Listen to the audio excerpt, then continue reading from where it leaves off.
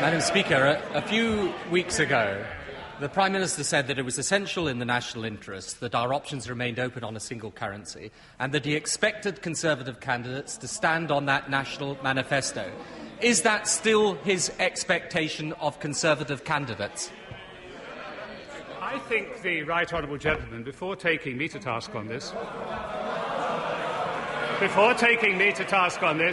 should perhaps talk to the scores of his own MPs that the Right Honourable Gentleman, the member for Bethnal Green and Stepney, said would oppose his steps. As the Right Honourable Gentleman said, and I quote, "I think it's an obligation to be honest with my own electorate," the Right Honourable Gentleman said. That's Peter Shaw he's talking about. The Right Honourable Gentleman wouldn't understand that. He entered the House on an election address which demanded Britain's withdrawal from the community.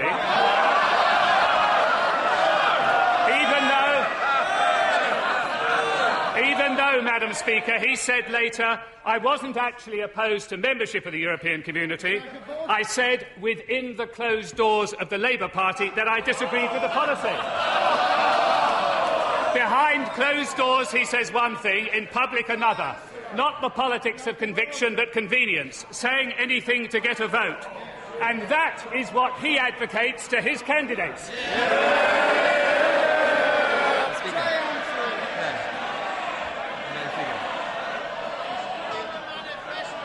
Madam Speaker, if I can...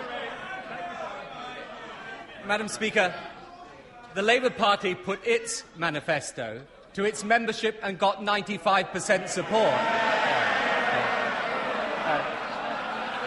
I doubt that he could put his manifesto to his cabinet and get 95% support. After all, I was only asking him to agree with what he himself said a few weeks ago. Well, if he can't say that he now expects Conservative candidates to do that, has he still the vestige of authority and courage left to stand at that dispatch box and say now that at least he strongly urges and seeks to persuade Conservative candidates to stand on his and the government's position? The Right Honourable Gentleman is just being plain silly. Is he telling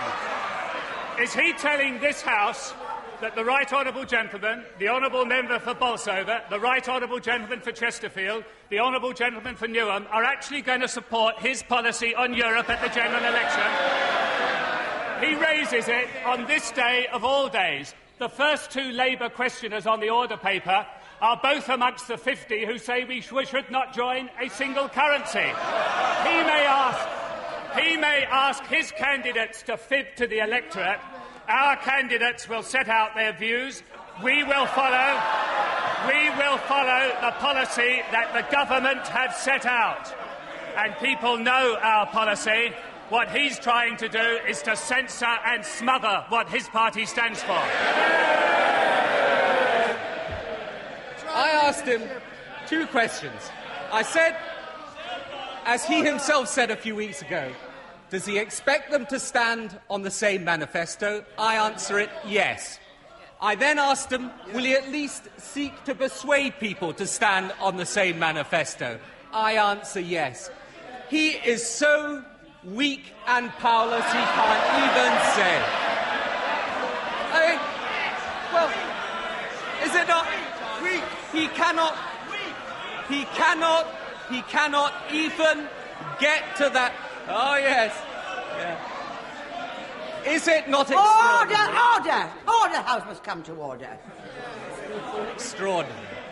Isn't it extraordinary that the Prime Minister of our country can't even urge his party to support his own position? Yeah. Weak. Yeah.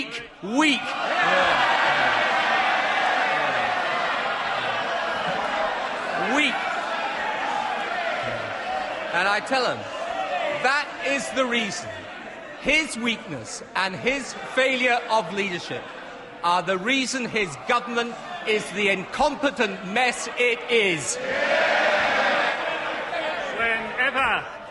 Whenever the Right Honourable Gentleman gets abusive, we know he's losing. We know he's losing. If he is concerned about strength, Will he today sack the honourable member for Oldham East, who yesterday contradicted what he said about tax? Michael Meacher. Will he today sack the Deputy Chief Whip of the Labour Party, who yesterday contradicted what was said about tax? All he does is heckle and waft his arms around in a hopeless gesture. Yes or no? Will he sack them or not? His policy, they are members of his shadow cabinet. They have denied his policy. We have set out consistently what our policy is. I have said it is important to keep the options, all of the options open.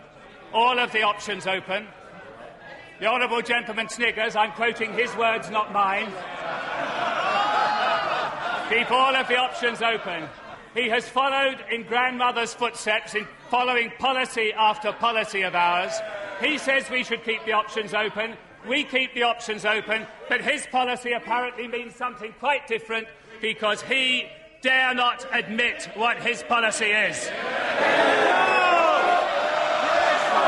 Well, Tony Blair was trying to come back for a fourth try, but convention has it he only has 3.